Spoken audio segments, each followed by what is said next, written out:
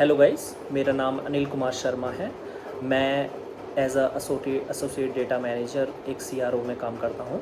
हम upcoming videos में बात करेंगे कि सीआरओ क्या होता है, क्लिनिकल रिसर्च ऑर्गेनाइजेशन जिसको बोलते हैं। आज हम बात करने वाले हैं कि क्लिनिकल डेटा मैनेजमेंट में क्या करियर ग्रोथ है, क्या स्किल्स चाहिए, क्या सैलरी एक्सपेक्टेशन कर सकते हैं फॉर द फ्रेशर्स, और कैसे हम फील्ड में एंटर कर सकते हैं। फ़र्स्ट ऑफ ऑल हम बात करने वाले हैं कि क्या आपकी एजुकेशन होनी चाहिए। आप किसी भी फील्ड से हो, चाहे वो लाइफ साइंस हो। लाइफ साइंस में जैसे हम बात कर सकते हैं फार्मेसी हो, नर्सिंग हो, बायोटेक्नोलॉजी हो, बीएससी हो, एमएससी हो, या फिर सिर्फ मेडिकल ग्रेजुएट हो, तो इसमें आप करियर बना सकते हो क्लिनिकल डेटा मैनेजमेंट में। सो आज हम बात करने वाले हैं इसी के बारे में। सो हम बिगिन करते हैं। फर्स्ट ऑफ ऑल हम बात करने वाले हैं क्लिनिकल डेटा मैनेजमेंट क्या होता है। जब कभी भी फार्मास्यूटिकल कंपनी एक नई मेडिसिन बनाती है तो उस पर हम कोई भी कंपनी क्लिनिकल ट्रायल्स कंडक्ट करती है ह्यूमन वॉलंटियर्स के ऊपर। सो उस क्लिनिकल ट्रायल के दौरान बहुत सारे डेटा पॉइंट्स कलेक्ट किए जाते हैं, जैसे कि patient demographic data point, laboratory results, या फिर वाइटल साइंस हो गया, मेडिकेशंस हो गए, या एडवर्स इवेंट हो गए, सीरियस एडवर्स।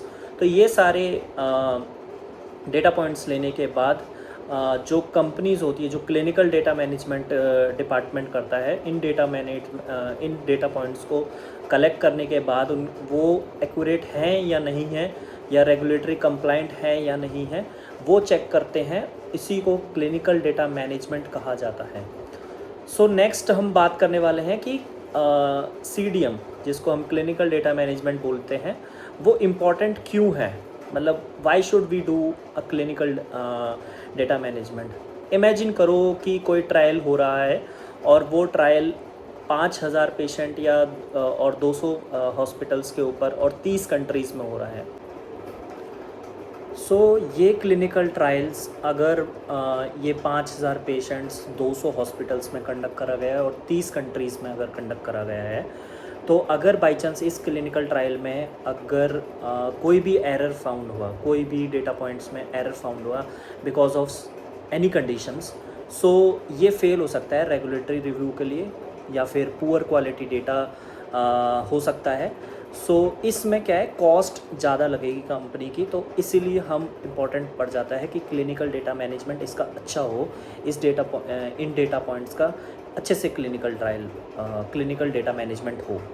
सो हम आगे बात करने वाले हैं क्लिनिकल ट्रायल वर्क फ्लो कैसे करा जाता है, मतलब कि क्लिनिकल ट्रायल के अंदर कैसे हम डेटा मैनेजमेंट के पास जाते हैं, डेटा मैनेजमेंट में कैसे हम एंटर करते हैं। सबसे पहले क्या होता है कि प्रोटोकॉल बनता है, किसी भी जो भी स्टडी होगी हमारा उसका प्रोटोकॉल बनेगा।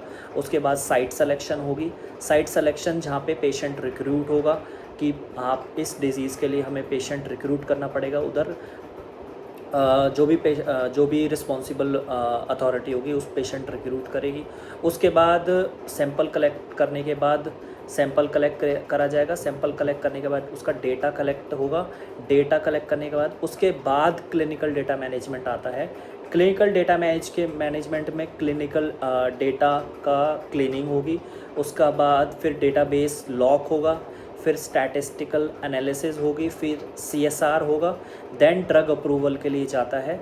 ये प्रोसेस होता है पूरा, how the drug goes to the approval to the FDA और रिस्पेक्टिव अथॉरिटीज़।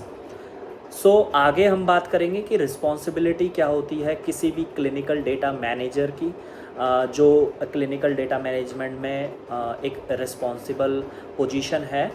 सो वो पहला काम करता है कि वो ECRF, हम आगे वाली वीडियो में इन डिटेल बात करने वाले हैं व्हाट इज़ ECRF बोलते हैं हम इलेक्ट्रॉनिक केस रिपोर्ट फॉर्म को। सेकंड काम होता है उसका इनकमिंग क्लिनिकल डेटा का रिव्यू करना, प्रोटोकॉल रिव्यू करना, उसका डेटा क्लीन कैसे करा जाएगा, वो कैसे करा जाएगा वो करना। उसके बाद करा जाता है क्वायरी। एक बहुत इम्पॉर्टेंट पॉइंट होता है क्लिनिकल डेटा मैनेजमेंट में, क्वायरी रिजॉल्विंग। तो query resolving is also the part of the clinical data manager, how they manage the queries. Different types of queries होती हैं कि कैसे क्वारीज को मैनेज करा जाता है हमारे सॉफ्टवेयर के ऊपर। सो उसको वैलिडेट करना, उसको क्लिनिकल टीम को coordinate is also the big work to be done by the clinical data manager.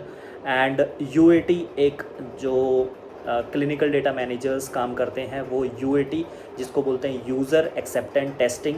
बहुत टाइप्स की यूज़र एक्सेप्टेंस टेस्टिंग होती है, डेटाबेस ये यूएटीज़ होती है, एफडीए एसआरडीएम यूएटी होती है, बहुत सारी होती हैं।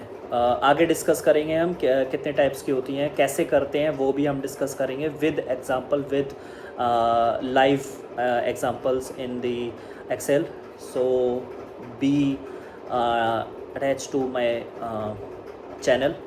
So after that UAT we do the database locking, and last is the GCP and regulatory guidelines should be followed by this clinical data manager.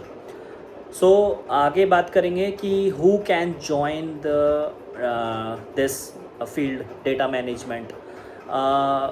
Following are the background which can join the clinical data manager, who can have a degree of B Pharm, M Pharm, PharmD, BSc, MSc, biotechnology, nursing, life science or microbiology or biotechnology. Any medical graduate can join the clinical data management.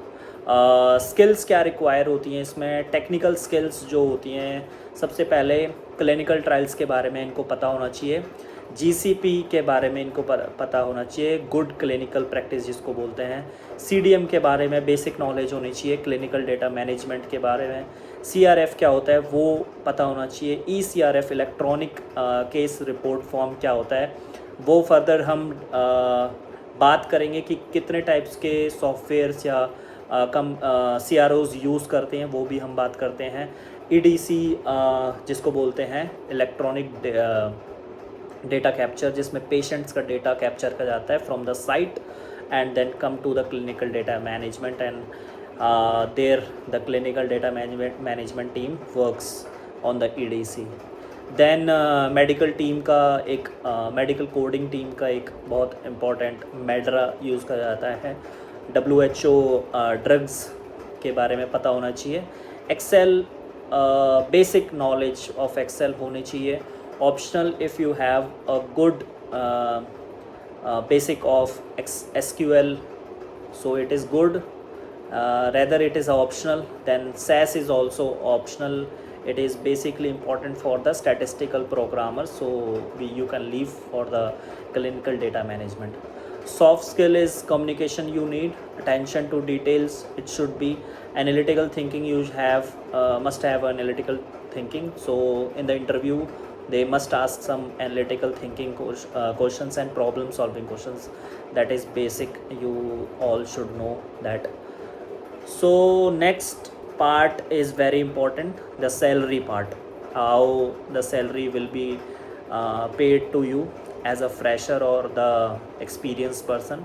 When you are a fresher you can go with 3 to 5 LPA, then comes 2 to 5 year experience, it is 6 to 10 LPA, then 5 to 8 experience you can get 10 to 15 LPA, and after above that you can get 18 LPA and above in the clinical data management. So career path, first of all you will be a clinical data coordinator, then comes the higher position is CDA, clinical data associate. Some of the companies have clinical data associate 1, फिर उसके बाद clinical data associate 2 भी हो सकता है, फिर senior clinical data, depends on company की किस तरह कोऑर्डिनेट करती हैं वो अपनी हायरार्की को, तो डिपेंड करता है वो, ठीक है। CRAs भी होता है, क्लिनिकल रिसर्च एसोसिएट्स जो साइट्स पे काम करते हैं, सो वो हम बात नहीं करेंगे, सिर्फ क्लिनिकल डेटा मैनेजमेंट के अंदर जो पोजीशंस होती हैं वो बात करेंगे हम। फिर आता है सीनियर CDE के बाद आता है clinical data managers, then senior clinical data managers, then lead बनते हैं, उसके बाद director, then associate director, then director. So CDM आप क्यों चूज़ करोगे? आज के टाइम में CDM बहुत ज़्यादा हाई डिमांड में है, अपॉर्चुनिटीज़ बहुत ज़्यादा है, और वर्क लाइफ बैलेंस भी गुड इनफ है, क्योंकि वर्क फ्रॉम होम बहुत सारी कंपनीज़ आजकल तो हमारी गवर्नमेंट ने वर्क फ्रॉम होम देना स्टार्ट कर दिया है, बट बहुत सारी कंपनीज़ पहले से ही वर्क फ्रॉम होम दे रही हैं, जैसे सिनियोस हो गया, बहुत सारी है, IQVIA भी देती है। करियर प्रोग्रेशन बहुत ज़्यादा है इसमें, अपॉर्चुनिटीज़ डे टू डे बढ़ रही हैं, क्योंकि क्लिनिकल ट्रायल्स जैसे जैसे बढ़ेंगे वैसे वैसे हमारी CDM की इम्पोर्टेंस उतनी ही ज़्यादा बढ़ेगी। If you find this video, please like, share, subscribe to my channel, and अगली वीडियो में हम बात करने वाले हैं कि कंप्लीट क्लिनिकल ट्रायल प्रोसेस और प्रोटोकॉल डेवलपमेंट एक ड्रग अप्रूवल में कैसे होता है।